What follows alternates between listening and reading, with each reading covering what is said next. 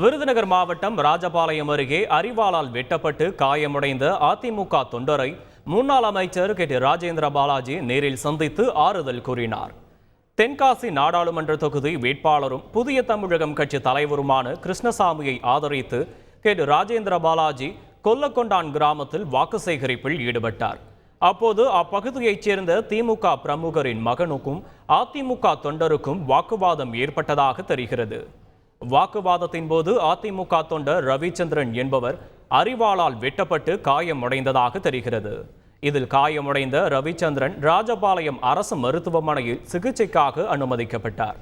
தகவலறிந்து மருத்துவமனைக்கு சென்ற அதிமுக முன்னாள் அமைச்சர் ராஜேந்திர பாலாஜி அதிமுக தொண்டரிடம் சிகிச்சை குறித்து கேட்டறிந்து ஆறுதல் கூறினார்.